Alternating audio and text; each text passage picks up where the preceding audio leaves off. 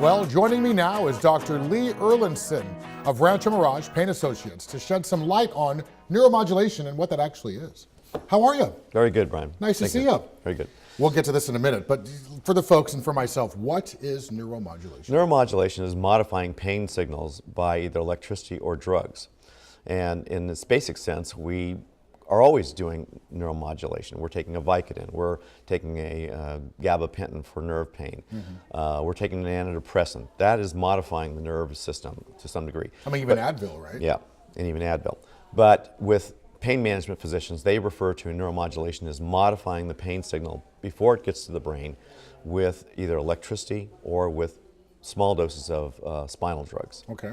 So tell me about this here. I know you can kind of give us a description with this. One of the new devices that has come out in the past 2 years is extremely successful at blocking back and leg pain, typically associated with people who had multiple back surgeries. So doing another back surgery for their back pain or leg pain is fraught with problems because it's got a low success rate. Okay. Spinal cord stimulation has a much higher success rate.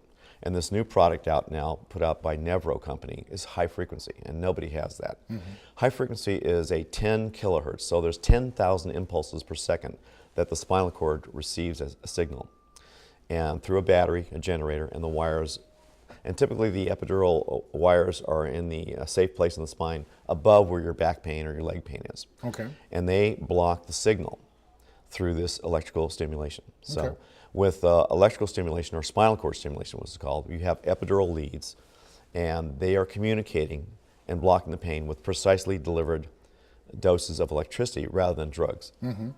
Gotcha. All right. So what advantages does high-frequency spinal cord stimulation actually have? Yeah. One is it seems to be much more successful at blocking back and leg pain than all the other types of traditional stimulation. Wow. The traditional stimulation had a problem with you replace the pain with a buzzing or a warm sensation. High frequency stimulation, there's no buzzing, there's no tingling, there's no electrical shocks down your leg accidentally when you get in your car. So you really don't even know what's happening? You don't feel it, but you will notice that it blocks the pain. And you get a longer duration of pain relief and a greater degree of pain relief than with traditional stimulation. Doc, what am I looking at here?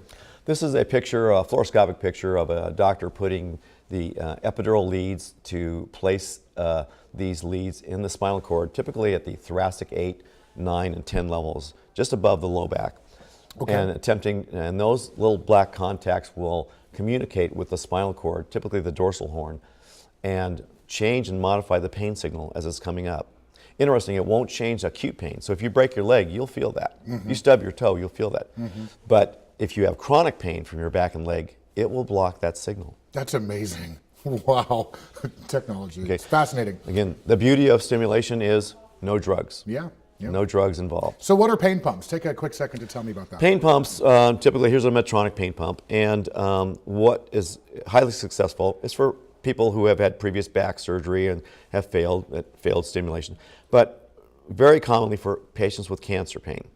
Because what happens with cancer pain is that you have this escalation of doses, and you can really decrease the amount of drugs that they get by putting tiny, tiny doses of the pain medicine in the spinal fluid at the level where their pain is coming from. So if I was a lady who had breast cancer and had terrible chest wall pain, you could put the catheter at that level and deliver microscopic doses. Whereas to relieve the same amount of pain, you'd have to take large doses. It's fascinating, Doc. I'm glad you're here. You can find Dr. Erlendson in Rancho Mirage. Give him a call or visit his website, rmpain.com. A big thanks to the doc for being here. Go check him out, folks, and don't move a muscle. We'll see you after the break. Thanks so much.